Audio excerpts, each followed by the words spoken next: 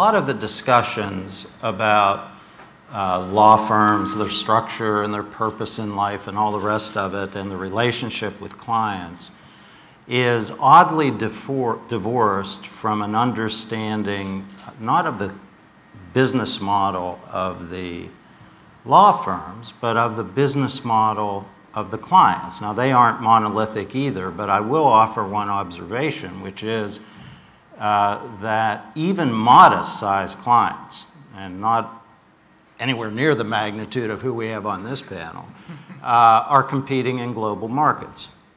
And what does that mean? That means that they have requirements for domestic legal advice under legal regimes other than their own. And they have a need for advice with respect to cross-border transactions and dispute resolutions, quite apart from which domestic law might apply. Moreover, not only that trend of globalization in the client's business models, but the continuing ratchet-like intrusions of governments around the world into private markets creates lawyer-intensive exercises in order for business enterprises to address the fundamentals of their business. Now, what do those things tell me?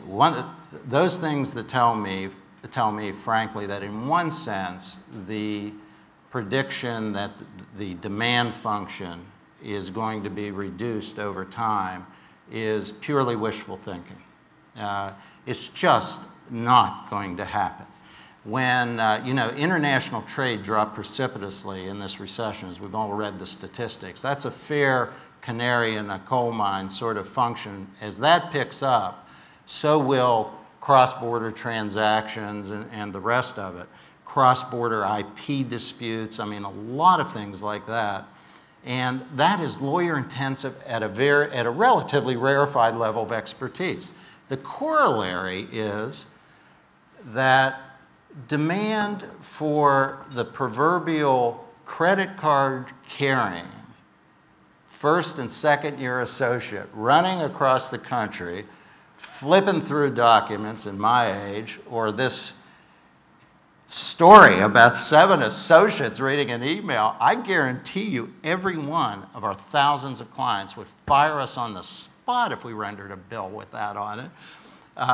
That sort of demand is not there. And if you want to talk about a trend within law firms that arises from these fundamental business model elements of clients, it is expertise on a global model and global positioning of law firms, but it is also the morphing from a pyramidal structure to more of a diamond-like structure where the bulk of your personnel actually have some expertise to sell to the client community. And that means middle level to senior level associates. It means fairly newly minted partners, income partners, counsel, people who have skills and experiences. It means challenging the up or out process in law firms, which basically says when somebody actually knows what they're doing, time to get rid of them. And start selling to clients what they want to buy, which is knowledge, experience, and skill sets. If I may, I certainly agree with the last point. Selling to clients what they want to buy is a good idea. And with the notion of the diamond and up and out being silly. Let me be clear. What I said was, and I believe, that the rate of increase in the demand for legal services will decline. If I wasn't clear, I should be, that is a reference to outside law firms as opposed to in-house.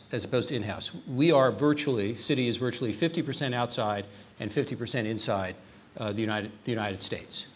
2/3 of my unduly large legal spend this year was in the United States, and 2/3 of that was on U.S. litigation.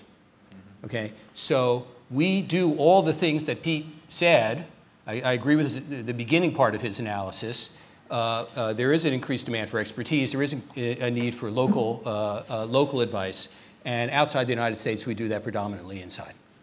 So, but in essence, you're still saying there'd be growth. There'd be growth in demand for legal services. Oh, I don't think it's going to go down. The rate of growth was also. Is that the rate of increase has been very large, and my prediction is that insofar as outside law firms are concerned, that rate's going to go down. Yeah, I mean, I think if you think about the underlying drivers of demand for legal services and demand, in our overall economy, I'd be surprised if over the long run we don't see continued growth. But I think what the thing that is going to be interesting about the future is what I think is going to be a shakeout over time based on firms that are able to adapt and innovate their core models and ones that aren't.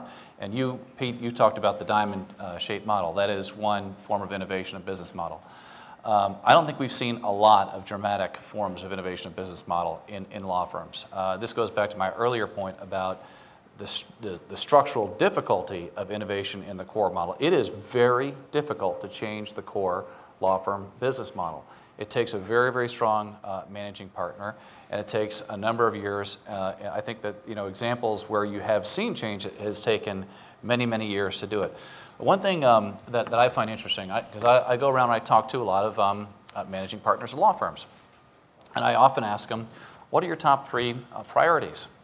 And what I hear from managing partners is so different than from what I hear in my colleagues, CEOs in the business world. They're radically different. What I hear all the time in the business world and among CEOs, among the top 2 of the 3 or 4 priorities among every CEO is getting closer to your customers and innovation. And I almost never hear that in the law firm community. And it's rare that you do that. I think until you get that kind of commitment to those priorities from the management of firms to take those seriously and move their organizations, and maybe the diamond-shaped model is one way of doing that, I don't think you're going to see material change in that firm. Some of them are going to do it, some of them aren't. I believe that the ones that don't are not going to make it over time.